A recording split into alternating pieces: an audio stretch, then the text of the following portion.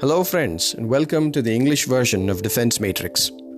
Let's talk about the recent test where a Su-30 MKI successfully hit a target 4,000 kilometers away with a BrahMos missile at maximum range and at absolute precision.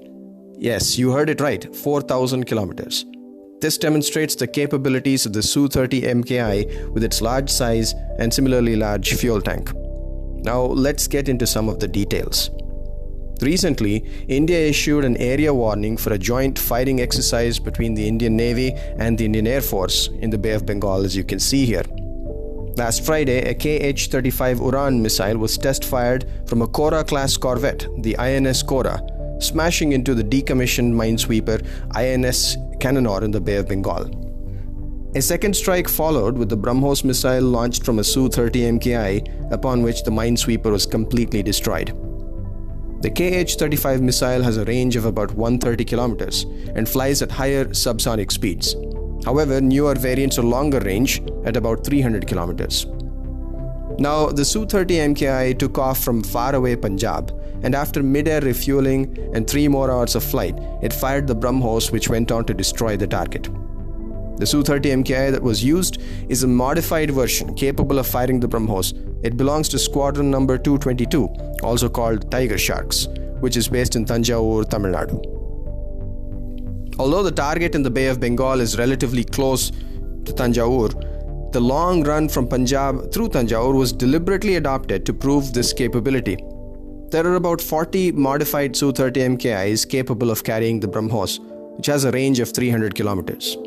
Work is currently underway on developing a newer variant which is expected to have an extended range of 400 kilometers. The capabilities of the BrahMos have been discussed widely. It can fly at up to Mach 3, it's extremely accurate and has an unmatched sea-skimming capability. When BrahMos is fired, rest assured with near certainty that the target will be hit. Turning our attention to the Su-30 MKI itself, note that it's a large fighter with a proportionately large fuel tank and therefore a decent range by any standards. It can fly 3,000 kilometers without refueling, giving it a combat radius of about 1,500 kilometers.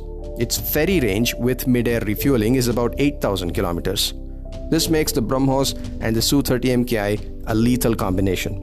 The Sukhoi can carry not just the BrahMos but also Kh-59 MKs up to 3 at a time. These are high subsonic speed missiles. It can also fire Kh-35s, the same missile that was fired from INS Kora. It can carry up to 4 such missiles. Alternatively, it can carry up to 6 Kh-31 missiles, which can hit targets up to 100 kilometers, flying at higher subsonic speeds. Considering this flexibility, the Su-30 MKI is a deadly platform for anti-ship roles.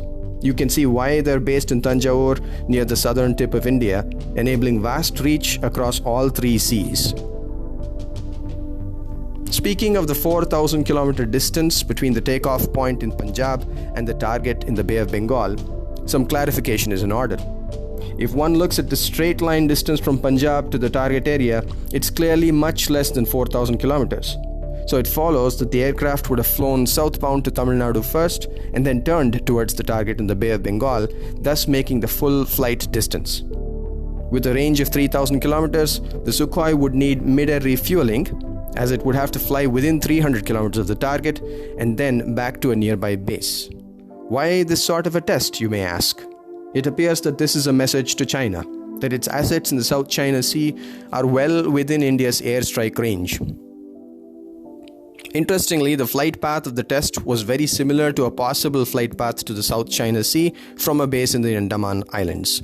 If you trace a path from northern Andaman through the Strait of Malacca and on to the South China Sea, the overall distance would be around 3,300 kilometers. So it might be said that this exercise replicated a hypothetical flight from an airbase in Andaman flying through the Malaccan Strait, where a refueling tanker may be deployed for air-to-air refueling, and the flight could continue to strike a target in the South China Sea. Hence, this seems to be a loud and clear message to China.